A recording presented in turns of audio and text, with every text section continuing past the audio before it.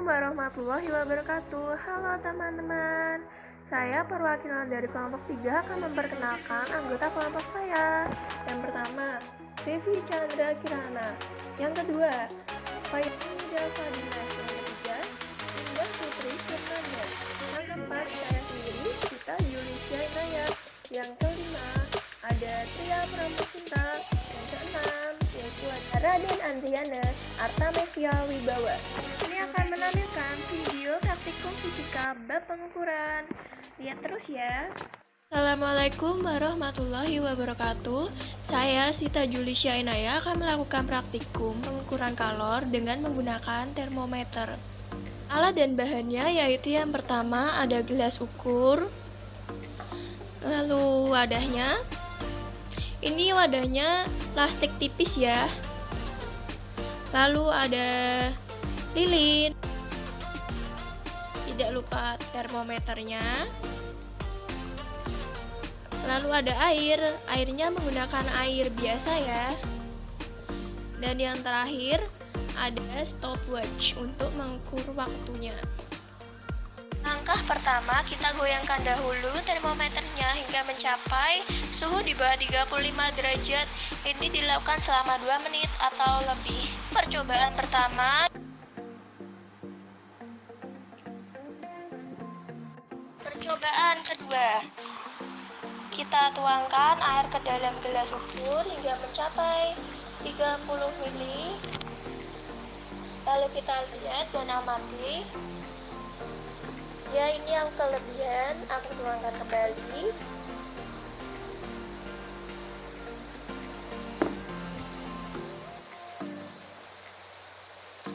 Lalu kita masukkan ke dalam tempat yang digunakan untuk percobaan. Jangan lupa nyalakan lilin. Lalu kita panaskan. Ini membutuhkan waktu yang cukup lama. Lalu percobaan ketiga, tuangkan air lagi yang sama kayak tadi di dalam gelas ukur sebanyak 40 ml. Lalu tuangkan ke dalam tempat yang tadi digunakan sebagai percobaan. Lalu kita panaskan menggunakan api.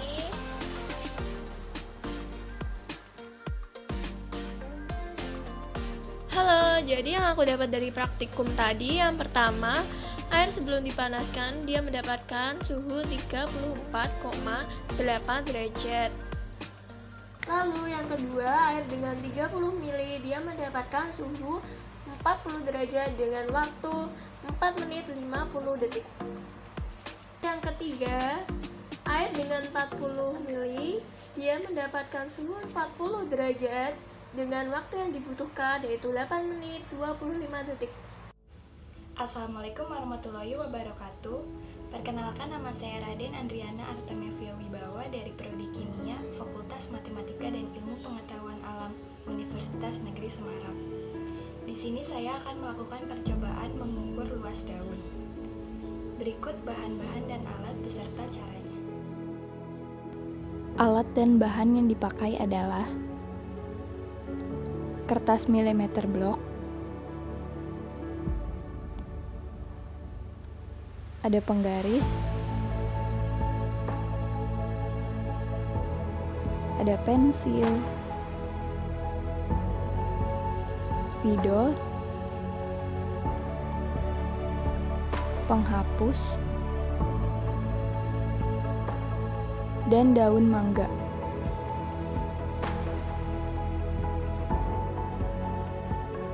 Caranya yang pertama, letakkan daun di atas kertas milimeter blok. Lalu, gambar sketsa daun menggunakan pensil.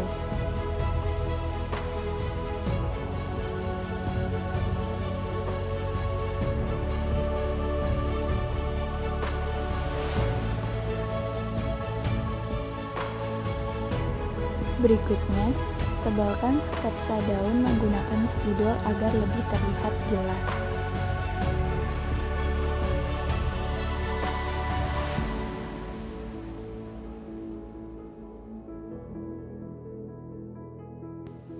Selanjutnya, Pada kertas milimeter ini, luas daun yang didapat berdasarkan jumlah kotak yang terdapat dalam pola daun tersebut.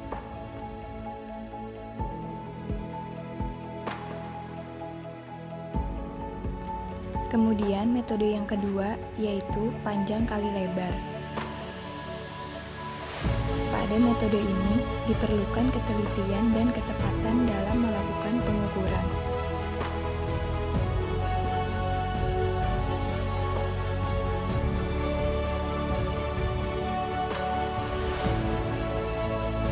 Pembahasan dan perhitungan pada metode milimeter blok. Diketahui N1 adalah 69 cm. N2-nya 10 cm.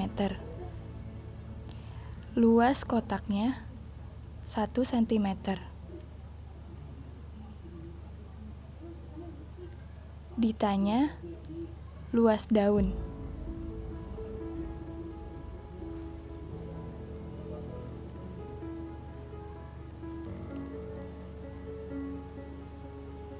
Penyelesaiannya yaitu N1 ditambah N2. N1-nya 1 kali 69 cm ditambah setengah kali 10 cm. Hasilnya didapat 74 cm kuadrat. Yang terakhir, perhitungan dan pembahasan pada metode panjang kali lebar.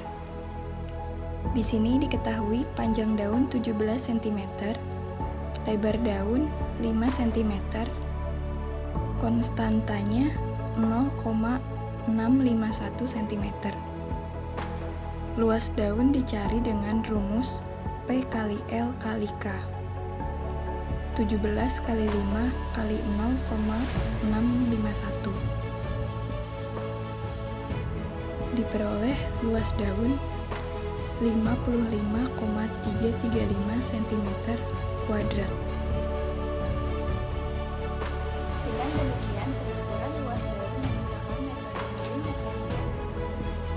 Dengan total kotak 69 kotak, masing-masing kotaknya berukuran 1 cm kuadrat, diperoleh hasil luas daun sama dengan 74 cm kuadrat.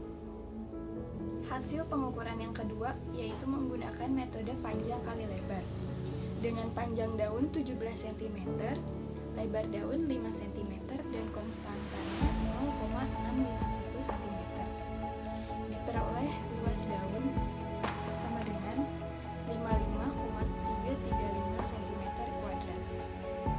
Demikian pengukuran luas daun yang bisa saya sampaikan. Terima kasih. Assalamualaikum warahmatullahi wabarakatuh. Saya Halini Joko Adila akan mengukur telur dan beras menggunakan timbangan manual.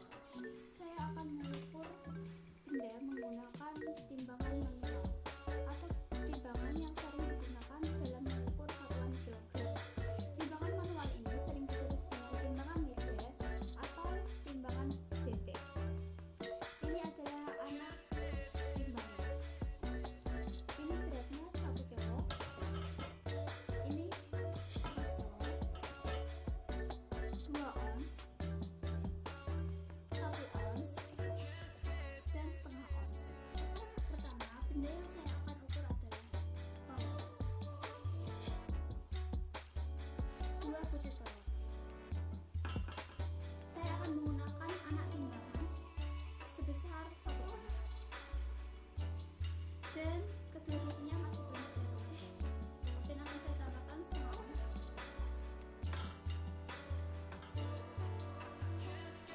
Kedua sisinya masih belum seimbang. Dari itu dapat kita ketahui bahwa berat 2 butir telur ini hanya sekitar 1 ons sampai 1,5 ons, yaitu sekitar 0,1 kilo sampai 0,15 kilo. Ukuran kedua saya akan menggunakan beras. Saya akan mengukur beras seberat 1,5 kilo. Saya menggunakan anak timbangan sebesar 1 kilo dan juga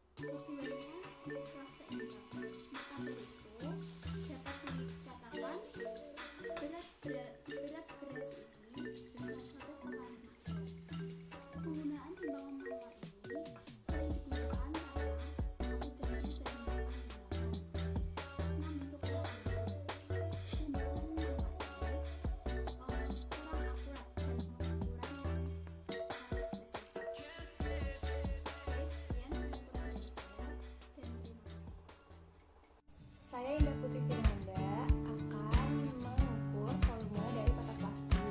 Bahan dan alat yang dibutuhkan adalah penggaris, pulpen, kertas, dan kotak plastik. Pertama-tama, ukur terlebih dahulu panjang, lebar, dan tinggi dari kotak plastik.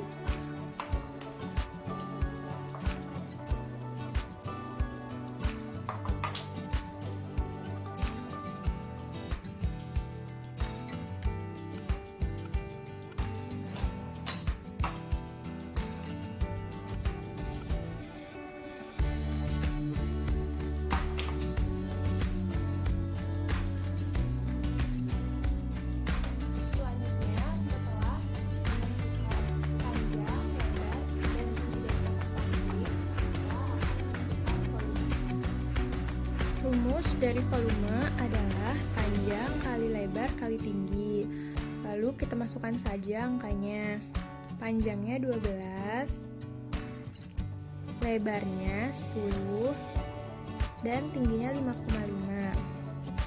Setelah dikalikan, akan ketemu angka 660. Karena satuannya adalah cm, maka satuan dari volumenya adalah cm kubik. Jadi, volume dari kotak pensil yang saya ukur adalah 660 cm kubik. Nama saya Devi Chandra Kirana dari kelompok 3. Saya akan melakukan pengukuran luas benda berbentuk lingkaran, yaitu nampan. Alat dan bahan yang akan digunakan adalah benda yang akan dihitung, penggaris, kertas, dan ballpoint. Pertama-tama kita akan mengukur diameter dari nampan ini. Kita akan menggunakan alat ukur penggaris untuk mengukur diameter nampan ini.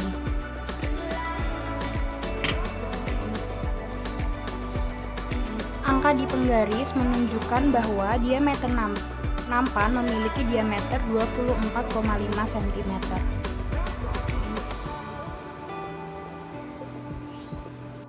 Pada saat pengukuran, diameter nampan memiliki panjang 24,5 cm, yang berarti memiliki jari-jari 12,25 cm. Berdasarkan rumus lingkaran, yaitu Pi yang senilai 3,14 dikalikan jari-jari kuadrat, maka penghitungannya adalah 3,14 dikali 12,25 kuadrat akan menghasilkan luas nampan yaitu 471,2 cm kuadrat. Assalamualaikum warahmatullahi wabarakatuh. Perkenalkan, nama saya Tria Pramusinta. Saya di sini akan melakukan pengukuran kecepatan benda, yaitu ballpoint yang akan saya jatuhkan seperti ini. Tetapi dengan ketinggian yang berbeda. Pastinya ketinggian juga akan mempengaruhi kecepatan jatuhnya benda. Dengan ketinggian jatuh yang berbeda juga akan mempengaruhi waktu jatuhnya. Oke, saya akan memulai dengan ketinggian seperti ini.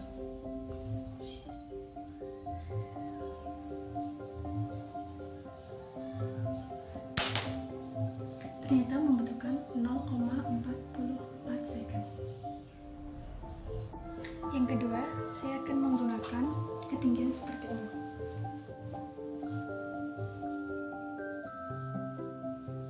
Oke. Ternyata membutuhkan waktu 0,63 second. Oke, dari tadi percobaan kita dapat ditentukan bahwa T1 sama dengan 0,44 second dan T2 sama dengan 0,63 second. Pertama, kita akan menentukan ketinggian benda karena kita tadi kan melakukan percobaan dengan menjatuhkan ballpoint dengan ketinggian yang berbeda. Dan rumus ketinggian itu V0 T H sama dengan V0 T ditambah setengah GT kuadrat. Oke, dengan T1 maka H1 sama dengan V0-nya 0 dikali 0,44 ditambah setengah kali 10 kali 0,44 kuadrat. Ini 0 ditambah, ini kita coret, sama dengan 5. 5 dikali 0,1936. Dan hasilnya 0,968 meter. Kemudian kita akan mencari VT atau kecepatan akhir. VT kuadrat sama dengan V0 kuadrat ditambah 2GH. 0 tambah 2 kali 10 dikali ketinggiannya 0,968. Maka sama dengan 19,36, dan ini masih bentuk kuadrat, jadi kita akarin. VT sama dengan akar dari ini, jadi VT sama dengan 4,4 meter per sekon. Ini kecepatan akhir. Yang kedua, kita akan mencari ketinggian yang kedua dengan T2. Jadi H2 sama dengan rumus tadi, V0T tambah setengah GT kuadrat. V0T 0 dikali 0,63 tambah setengah dikali 10 dikali 0,63 kuadrat.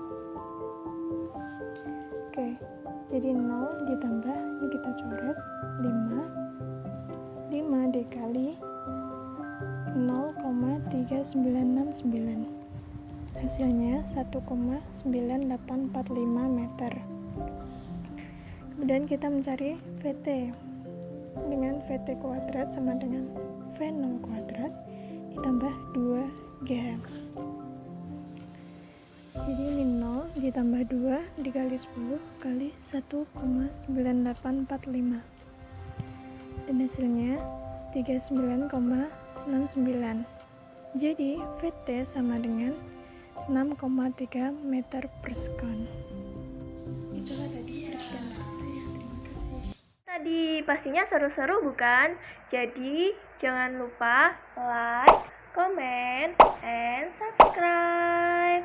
Terima kasih. Wassalamualaikum warahmatullahi wabarakatuh.